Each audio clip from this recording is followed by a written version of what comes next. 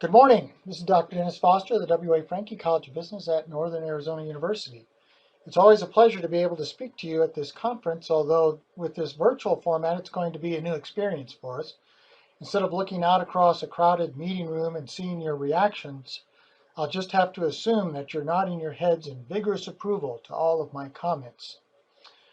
2020 has been a very traumatic and awful year, but you probably already knew that, and we still have the better part of 2 months to go. Our economy is, in a word, a mess. So on to the data. Here is a chart of real GDP over the last 5 years. The recession this year was sharp and dramatic, a decline of over 30% on an annual basis in the second quarter of the year. But the news for the third quarter was quite heartening, with the Bureau of Economic Analysis showing a 33% increase in annual terms. Some have argued that our recovery would be V-shaped, and certainly that is the case as of right now. Whether that continues, though, will depend on a lot of ifs. And here is a chart showing the flip side of the output story, and that is the unemployment story.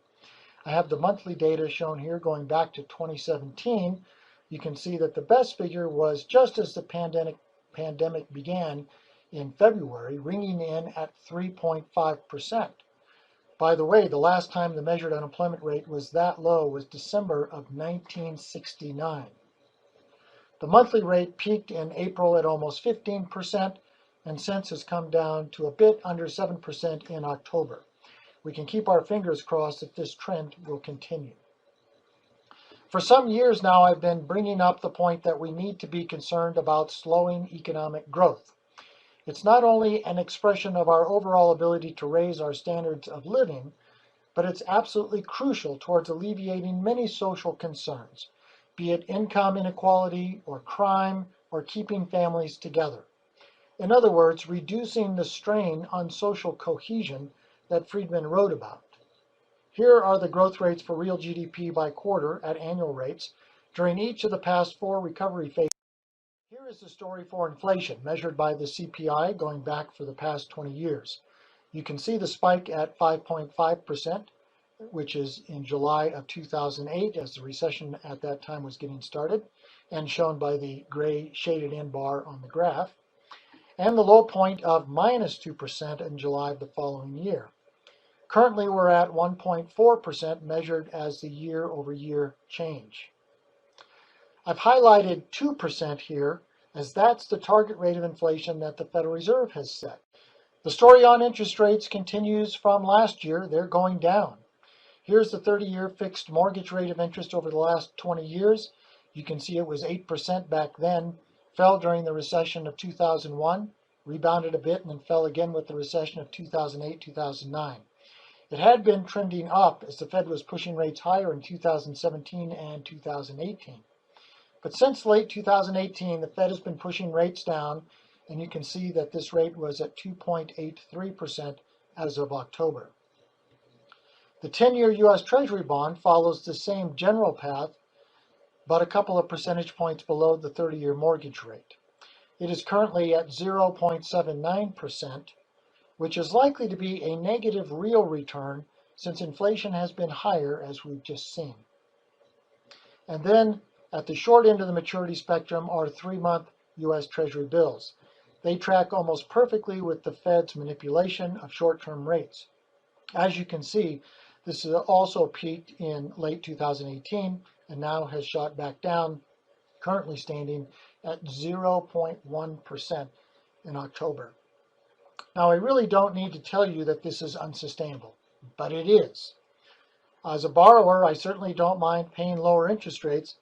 Of course, this is terrible news for savers, but they seem to be ignored by the media, by politicians, and even by the Federal Reserve. But there is another problem here, which gets back to my earlier point about economic growth. Low interest rates discourage saving. Less saving means less investment and less capital. Less capital means our economy doesn't grow as fast as it would without these interventions. The Federal Reserve's primary objective is the federal funds rate of interest, which is the rate at which banks lend to and borrow from each other, generally just for overnight. This chart shows the federal funds rate going back to 1980. You can see that what they do is they lower that rate with the onset of each recession and push that rate down. Their hope is that lower interest rates will stimulate more lending in the economy and more spending. But we see that over the past 4 recessions, the Fed has pushed this rate lower and lower and kept it there longer and longer. With the current recession, the rate was not very high to begin with and is now back to about 0 as of the second quarter of 2020. Now, this explains why the Federal Reserve wants there to be 2% inflation. While they can only push the nominal interest rate down to 0, if the rate of inflation is plus 2%, then they can push the interest rate in real terms down to minus 2%. Now, if you think that sounds like a horrible policy idea, well, so do I. Turning to fiscal policy, this chart shows growth in the public debt relative to GDP.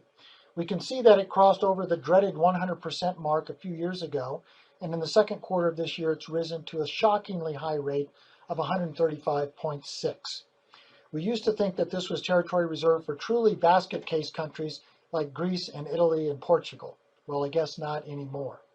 By way of contrast, the peak in this measure at the end of World War II for the United States in 1945 was 112.7%.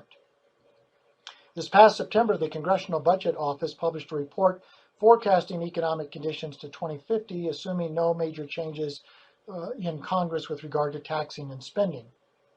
They project the public debt will double to 200% of GDP.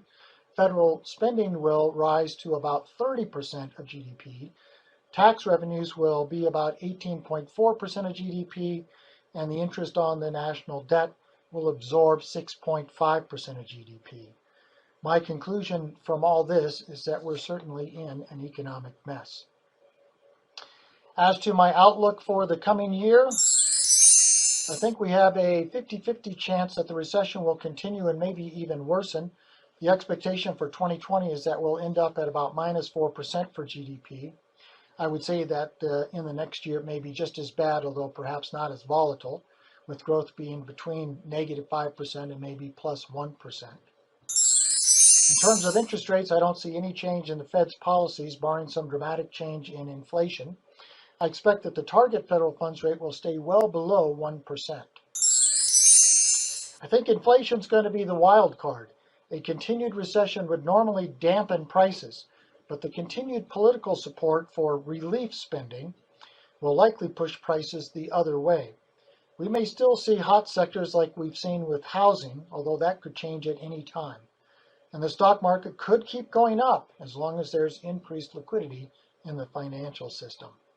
I see the CPI coming in next year between plus 1 and plus 8%. If I may channel the rock band The Who, when we get to January, I think we'll be saying, meet the new year, same as the old year. Perhaps a good way to sum up this year is with a meme I saw. Yeah, that pretty much sums up 2020. Thank you very much for your time and attention. Stay healthy and safe and enjoy the rest of the conference.